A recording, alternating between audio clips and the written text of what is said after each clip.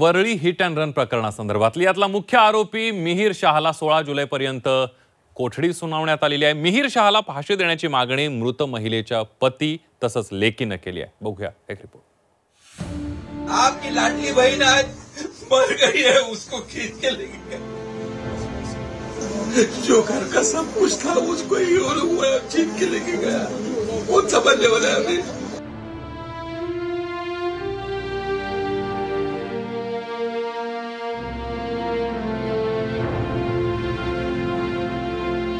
नाखवा कुटुंबियांचा हा आक्रोश। संसाराचा गाडा हाकणारी आपली जीवनसाथी या जगातून कायमची निघून गेली आहे। 2 लेकरं आईच्या मायेपासून पोरकी झाली आहे। मात्र या बाप लेकीला न्याय मिळणार का असा प्रश्न आता विचारला जातोय। मुख्य आरोपी मिहिर शाहला अपघातानंतर 60 तासांनी बेड्या ठोकण्यात आल्या, त्यामुळे त्याच्या अटकेवरही आता प्रश्नचिन्ह उपस्थित करण्यात येत आहे। अगर बार में रेड बुल पीने के लिए जाएगा तो मूर्ख है क्या वो? हाँ, बार में क्या रेड बुल पीने के लिए जाते हैं क्या लोग? हाँ, उधर 18,000 बिल क्या रेड बुल का होता है? अहो कशी सिद्ध होणार सांगा? तुमचं एकदा 24 तास उलटून गेल्यानंतर तुमचं शरीरात अल्कोहोल नील होते। हा, मग तेव्हा तुम्ही काय करणार सांगा? हा, अल्कोहोल नील झाल्यावर तो उद्या जर का कोर्टात गेला मी दारूच नाही पिली, त्याच्या पाठीमागे 20 वकील असणार, त्याच्याकडे पैसा आहे, तो सगळीकडे दाबू शकतो। अपघात होऊन 3 दिवस उलटले, त्यामुळे आता दारू पिऊन कावेरी यांना चिरडणाऱ्या मिहिरच्या रक्तात दारूचा अंश सापडणार कसा असा प्रश्न उपस्थित झाला। जर तो तात्काळ अटक झाला असता त्यावेळेस, तर त्याने ड्रंक केलं होतं का, दारू प्यायला होता का, मद्य प्यायला होता का याची टेस्ट करता आली असती।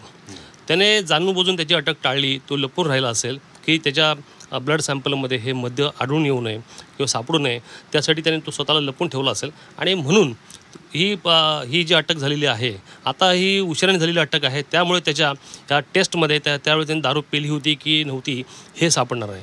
त्यामुळे नक्कीच हा जो मुद्दा जो आहे की त्याने मद्य पिऊन ही वाहन जे चालवलं होतं याबद्दलचा पुरावा पोलिसांना हा सापडणार नाही। स्कॉटलंड यार्डशी ज्यांची तुलना केली जाते त्या मुंबई पोलिसांना मिहिरला पकडायला 2 दिवस का लागले, यात काही राजकीय दबाव होता का असा सवालही विचारला जातोय।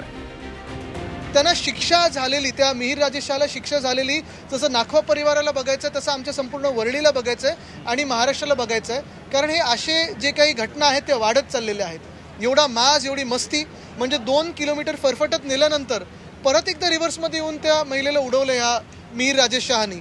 तर ह्याच्या मागे कोण आहे? हे लपवण्याचा कोणाचा तरी हात आहे का?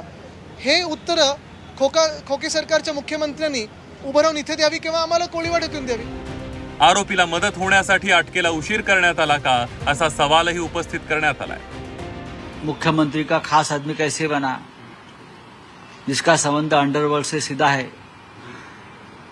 आप देख लीजिए एक बार, बोरीवली पुलिस स्टेशन जाकर उसका रिकॉर्ड चेक कर लीजिए बोरीवली पुलिस स्टेशन में जाकर। ये तो मैं मुंबई पुलिस कमिश्नर को आह्वान करता हूं, उनका रिकॉर्ड सामने लाइए। इतना शिंदे के साथ किस टाइप के लोग बैठे हैं ये आपको पता चलेगा। इसलिए ये जो लड़का है जो ड्रग्स के नशे में था, और ये नशा जो है वो रिकॉर्ड में, मेडिकल रिकॉर्ड में नहीं आनी चाहिए, इसलिए 3 दिन तक उसको फरार किया था। सूत्रांच्या माहितीनुसार पोलिसांनी मिहिर शाहवर सदोष मनुष्यवधाचा गुन्हा दाखल केलाय। मात्र मिहिर शाहला अटक करण्यासाठी 60 तास लागल्यामुळे त्याला मदतच होणार असल्याचा दावा केला जातोय। कुठेतरी असं वाटतं की ह्याला वाचवण्याची शक्यता झाली असेल आणि त्यामुळे कुठेतरी पुरावा कमजोर पडावा आणि त्या आरोपीला कुठेतरी भविष्यामध्ये मद्य पिल्याचे पुरावे नसल्यामुळे गाडी चालवली किंवा 304 म्हणजे निष्काळजीपणा, बस एवढ्याखालीच फक्त त्याची कारवाई व्हावी अशा उद्देशाने त्याला उशिरा पकडला असेल आणि उशिरा पकडून त्याला अटक केलेली असावी। आणि त्यामुळे ही इनडायरेक्टली म्हणा किंवा प्रत्यक्ष म्हणा ही त्याला मदत केलेली आहे। हेतू नसताना एखाद्या व्यक्तीच्या मृत्यूस कारणीभूत ठरल्यास कलम 304 लावता येतं। यात जामिनाची शक्यता खूप कमी असते। हे गंभीर स्वरूपाचं कलम मानलं जातं। यात पोलीस विना वॉरंट आरोपीला अटकही करू शकतात। यात आरोपीला 10 वर्षांची शिक्षा होऊ शकते। मात्र निष्काळजीपणामुळे जर एखाद्या व्यक्तीचा जीव गेला तर आरोपीवर कलम 304A अंतर्गत कारवाई होऊ शकते। यात संबंधिताला 2 वर्षांची शिक्षा किंवा दंड किंवा दोन्हीही होऊ शकतात। कोर्ट में हाजिर करेंगे, उसके बाद में उसको बेल मिलेगा, वो छूट गया, उसके बाद में केस चलता जाएगा, चलता जाएगा, कोई नहीं है, सब ठंडा हो जाएगा। क्या करेगा हम लोग? किधर से हम लोग पैसा लाएगा? किधर से वकील करेगा? बताओ। मिहिर शाह मोकाट सुटणार का असा प्रश्न नव्या कायद्यामुळेही उपस्थित झालाय। रस्ते सुरक्षेबाबतचा नवा कायदा काय त्यावर एक नजर टाकूया। एखाद्या गाडीमुळे अपघात झाला, ड्रायव्हरने लगेच माहिती दिल्यास मोठी कारवाई केली जाणार नाही।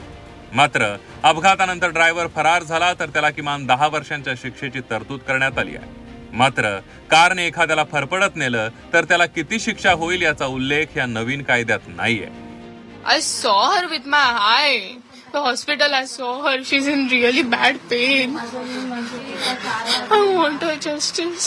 आणि लवकरात लवकर फास्ट ट्रॅक करून शिक्षा ही झालीच पाहिजे आणि सगळ्यात कठोर शिक्षा ही झालीच पाहिजे। माझं तर म्हणणं आहे की ह्या इकडे कोळीवाड तर भर चौकात सोडा। ह्या मुलाला सजाए मौत, फाशीची शिक्षा मुंबई पोलिसांनी मागायला हवी आणि हा खटला फास्ट ट्रॅक कोर्टात चालला पाहिजे।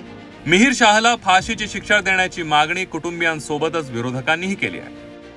मात्र आता ही केस किती भक्कमपणे उभी केली जाते यावरच मिहिरला किती शिक्षा होते हे अवलंबून असल्याचं तज्ज्ञांचं म्हणणं आहे। मनोज कुलकर्णी, झी 24 तास, मुंबई।